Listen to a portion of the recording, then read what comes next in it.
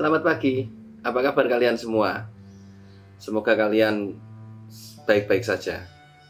Ini saya di sini sedang di ruang tengah, di rumah. Ya, keadaannya seperti ini. Mempersiapkan untuk kuliah Matfis. Semoga kalian baik-baik saja. Ya, mungkin kalian bisa menikmati kopi atau sambil minum teh, sambil santai di dalam kuliah ini. Tidak lagi seperti biasanya kita tatap muka. Kali ini kalian bisa menatap saya, tapi saya tidak bisa menatap kalian. Oke, untuk kuliah yang online pertama kali ini, saya akan sedikit mereview kuliah kita minggu lalu. Kita minggu lalu sudah kuliah tentang uji konvergensi.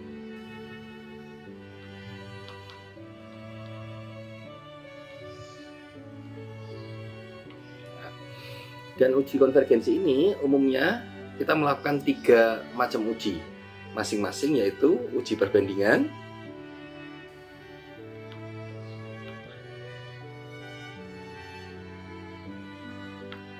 lalu uji integral,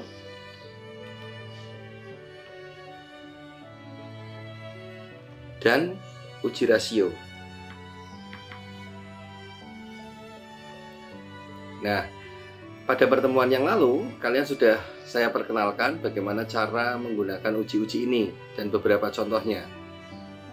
Dan terakhir kalian juga sudah saya beri tugas untuk berlatih, untuk latihan terkait dengan 3 uji ini.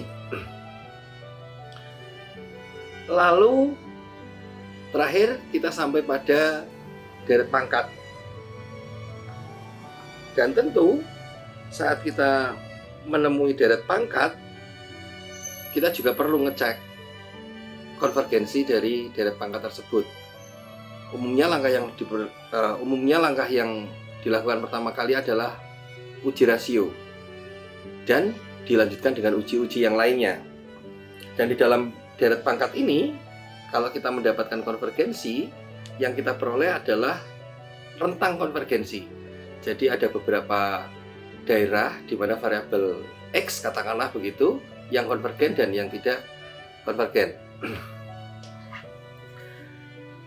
Dan kali ini saya akan mencontohkan kembali salah satu contoh yang sebenarnya sudah saya berikan minggu lalu, tapi alangkah baiknya saya ulang agar kalian bisa dengan baik melanjutkan tugas yang kemarin saya berikan.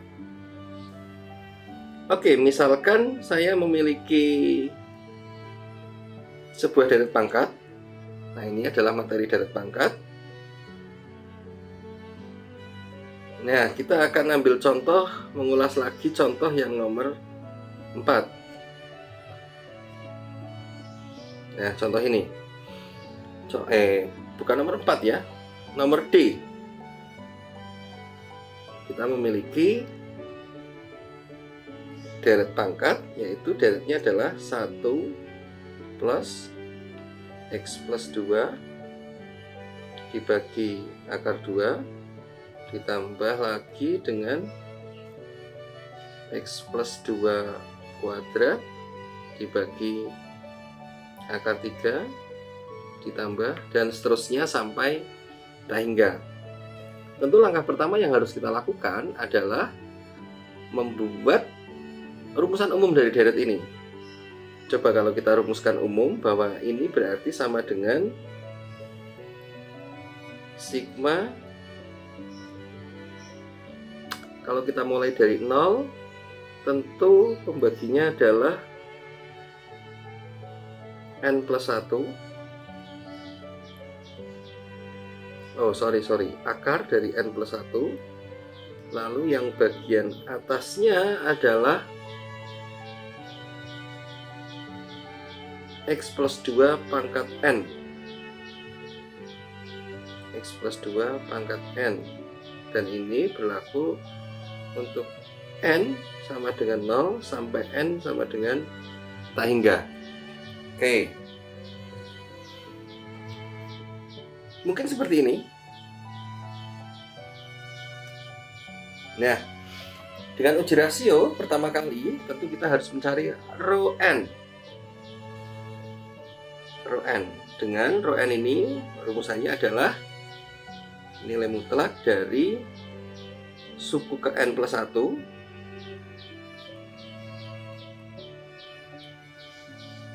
dibagi dengan suku ke N. Oke. Dan tentu dari rumusan ini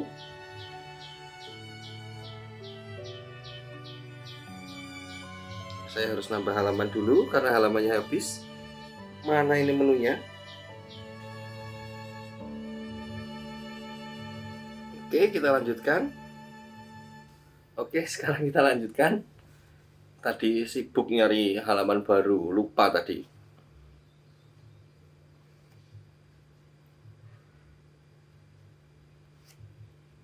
Tentu rho n ini akan sama dengan nilai mutlak dari, saya lihat rumusannya lagi, X plus 2 pangkat N plus 1 dibagi akar dari N plus 2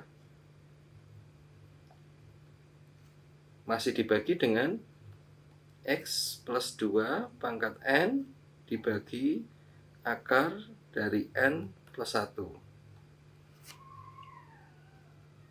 Oke? Tentu jawaban yang paling mudah kalau sukunya kita balik dulu. Jadi X plus 2 pangkat N plus 1 dibagi akar dari N plus 2 dikalikan dengan akar N plus 1 dibagi X plus 2 pangkat N.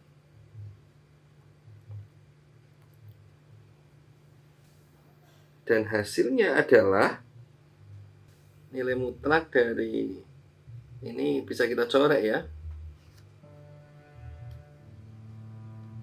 Yang angka N ini bisa kita coret. Nah, sehingga hasilnya adalah X plus 2 dikalikan akar N plus 1 dibagi akar N plus 2. Oke, ini adalah rho N-nya.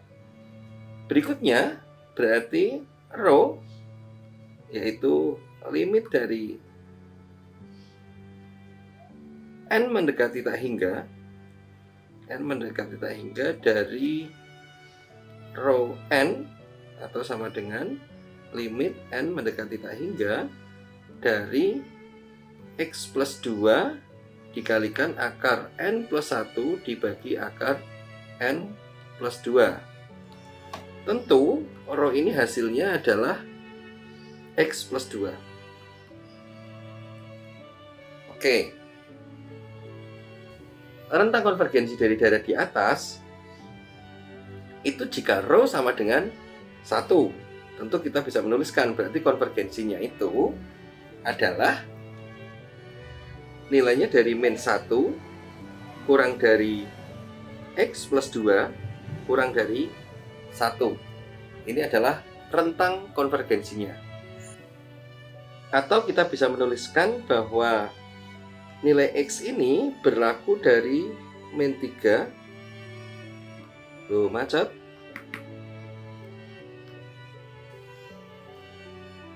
Dari min 3 kurang dari X kurang dari min 1. Sehingga kalau kita gambarkan, katakanlah begini, ini adalah min 3, ini min 1, maka daerah tersebut tadi di atas itu hanya akan konvergen di daerah ini, daerah min 3 sampai min 1. Lalu bagaimana dengan X sama dengan min 3 atau X sama dengan min 1? Nah, di titik ini kita harus memasukkan X sebagai min 3 pada deret kita ini. Nah, jadi deret ini kita substitusi kalau X itu sama dengan min 3 dan kita substitusi kalau X itu sama dengan min 1. Tentu kita akan peroleh jika X itu min 3 1 ditambah min 1 per akar 2 ditambah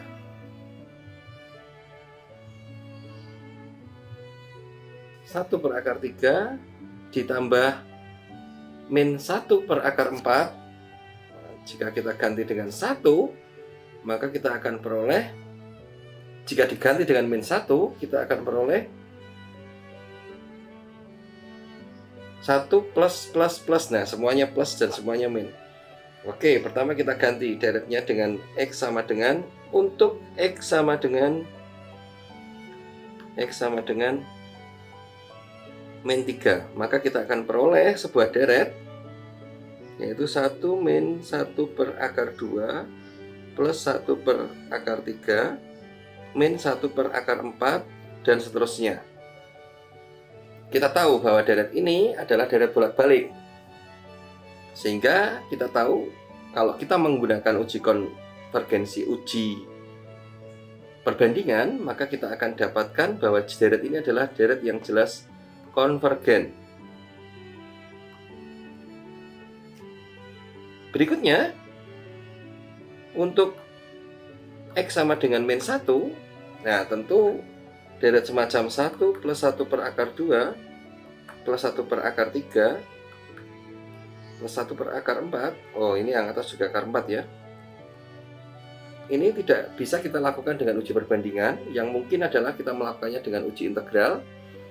Dan tentu kita akan mendapatkan bahwa deret ini adalah deret yang divergen. Sehingga jelas kita tahu dari gambaran tadi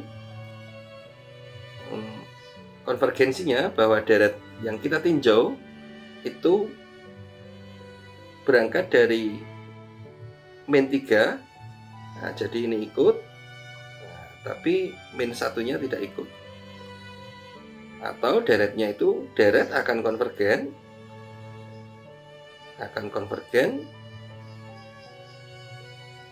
pada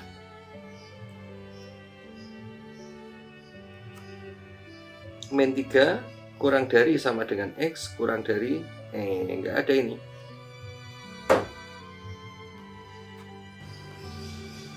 Kurang dari sama dengan 1. Oke, itu adalah contoh yang kita bahas, yang sudah saya jelaskan minggu lalu, dan ini saya ulangi. Harapannya kalian bisa mengerjakan tugas yang saya berikan kemarin dengan baik. Jangan lupa ditanyakan kalau ada hal-hal yang belum diketahui atau belum jelas. Kalian bisa tulis di kolom komentar. Dan tugasnya nanti juga dikumpulkan. Prosedur bagaimana mengumpulkan tugasnya akan saya bahas pada video-video berikutnya.